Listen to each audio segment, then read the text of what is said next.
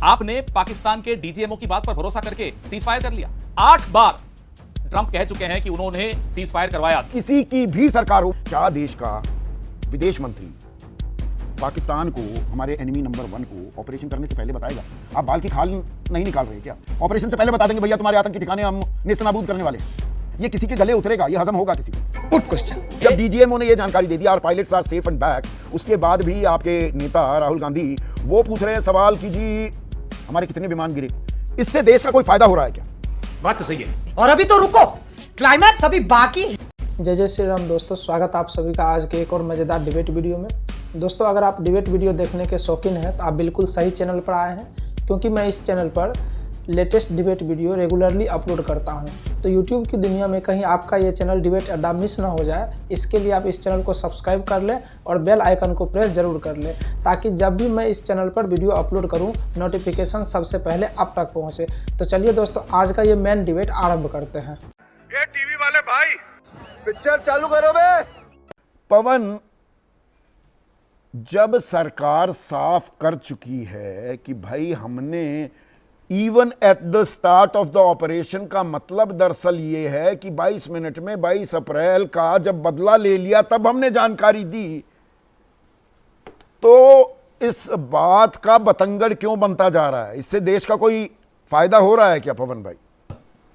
संदीप भाई, at the start of the operation का अनुवाद शशि थरूर जी से करा लीजिए, किसी से करा लीजिए कि at the start of the operation का हिंदी अनुवाद क्या होता है।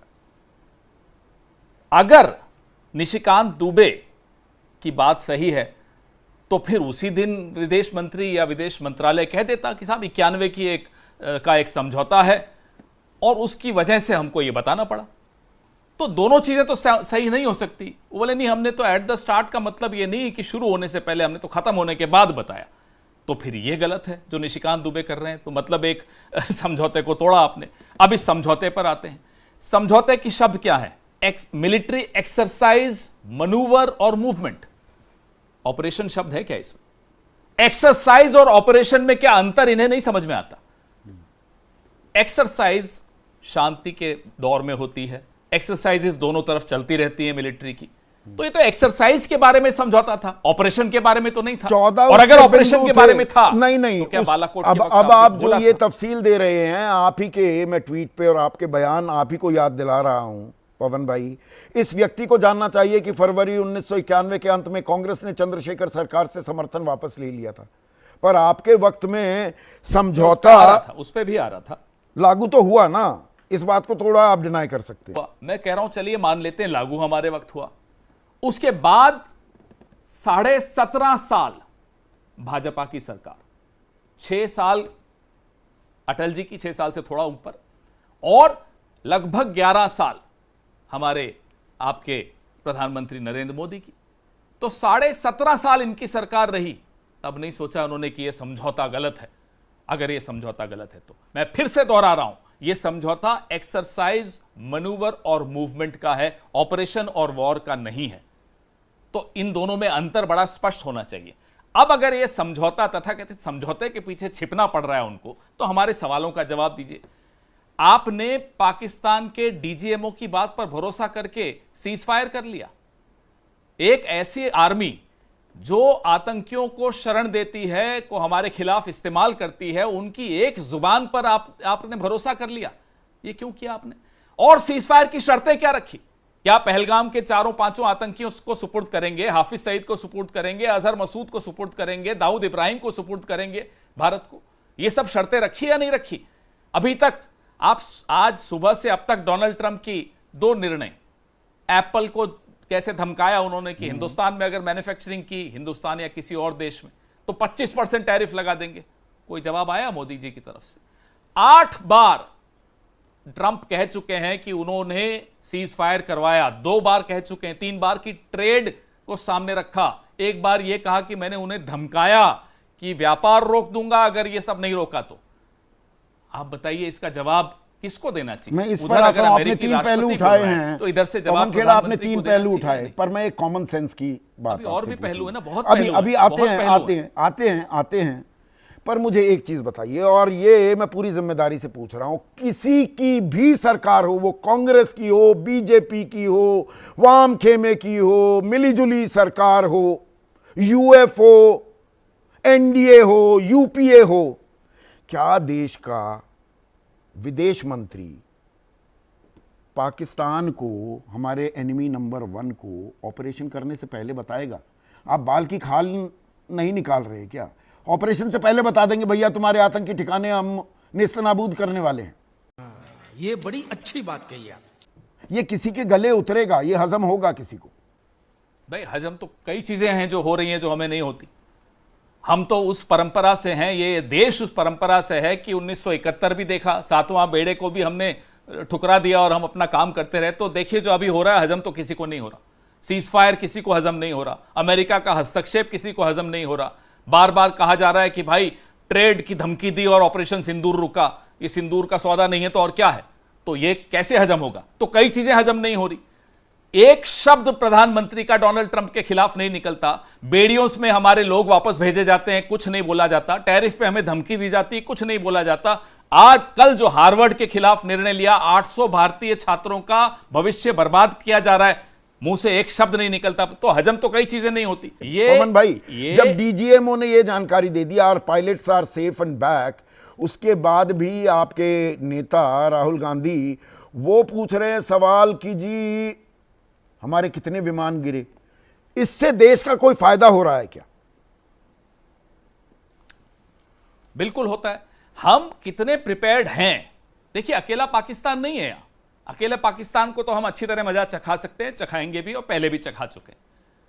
चाइना साथ में है, और वो चाइना जिसको आप अगर मुंह खोलते हो उस चाइना के विषय में तो सिर्फ क्लीन चिट देने के लिए खोलते हो, अन्यथा आप मुंह नहीं खोल पाते हो, सरेआम क्लीन चिट दे देते हो।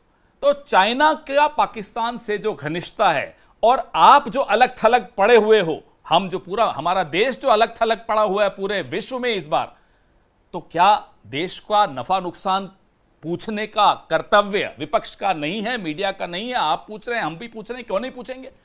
यह देश का नुकसान की बात से कहीं ज्यादा है कि देश को खतरे क्या है।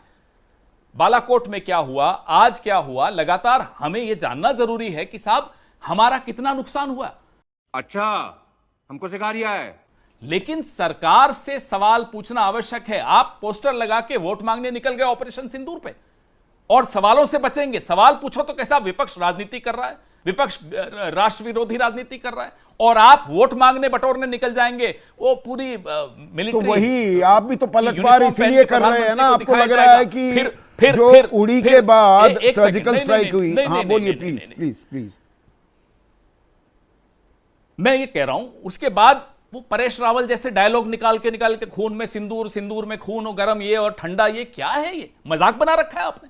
भाई देश की सुरक्षा है। आज 26 परिवार पहलगाम में 26 विधवाओं के सिंदूर के साथ न्याय हुआ या नहीं हुआ, ये जानने का हक देश को है, और ये पूछने नहीं, का बिल्कुल हक है। पर आप भी तो फिल्मी डायलॉग मारते हैं, छिटपुट युद्ध हुआ है, छिटपुट कोई घटना ऑपरेशन सिंदूर को आप ही के राष्ट्रीय अध्यक्ष बता देते हैं।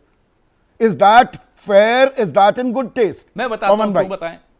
अरे जब आपके विदेश मंत्री कहते हैं कि हमने at the start of the operation बता दिया, तो फिर और क्या इसकी परिभाषा निकलेगी? जब आपने पहले ही दुश्मन को बता दिया कि साहब मैं आ रहा हूं, आपने देखा इसका प्रभाव क्या हुआ। आज पाकिस्तान के टीवी पर जयशंकर, हमारे लिए बड़ी हंसी उड़ती ना, अरे साहब राहुल गांधी का बयान पाकिस्तान टीवी पर चल रहा है, फला का चल रहा है, कांग्रेस के इस नेता एस जयशंकर के बयान देख लो। हंसी उड़ रही है आज देश की। क्या ये बर्दाश्त कर लिए? सरकार किसी की हो, पार्टियां बदलती रहती हैं, देश की हंसी उड़ना, देश का अपमान होना हम सबका अपमान है। भले सरकार बीजेपी की, पाकिस्तान की भाषा बोलना जो आरोप बीजेपी आप पर लगा रही है, राहुल गांधी पर लगा रही है, आप पाकिस्तान की भाषा बोल रहे हैं। पाकिस्तान में जो सवाल उठ रहे हैं वो यहां पर कांग्रेस और आपके नेता उठा रहे हैं, और आप उठा रहे हैं। मैं आपसे पूछता हूं, हम सवाल उठा रहे हैं कि साहब सीजफायर क्यों रोका? क्या ये पाकिस्तान की भाषा है? हम सवाल उठा रहे हैं कि सीजफायर रोकने के वक्त जो शर्तें रखी थी, क्या उसमें अजहर मसूद, हाफिज सईद, दाऊद इब्राहिम और पहलगाम के तमाम आतंकियों को भारत को सौंपा जाएगा? क्या यह पाकिस्तान की भाषा है? हम कह रहे हैं कि कश्मीर पे अमेरिका की मध्यस्थता क्यों होगी? क्या यह पाकिस्तान की भाषा है? हम कह रहे हैं कि डोनाल्ड ट्रंप क्यों चौधरी बने हुए हैं आज हमारे इस क्षेत्र में, हमारे देश की भविष्य की वो क्यों जिम्मेदारी ले रहे हैं? क्या ये पाकिस्तान की भाषा है? ये देश प्रेम से ओतप्रोत सवाल हैं।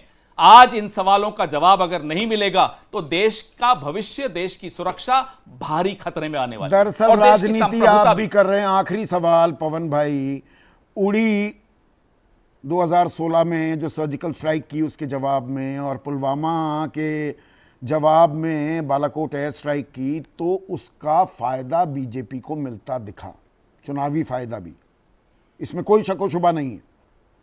आज आपको ऐसा तो नहीं लग रहा है, और इसीलिए आप ये सवाल उठा रहे हैं कि ऑपरेशन सिंदूर का भी सियासी फायदा बीजेपी ना उठा ले जाए, तो आप लगातार सवाल पर सवाल दागे जा रहे हैं। संदीप जी, लाभ हानि, राजनीतिक लाभ किसको क्या होता है वो नगण्य है।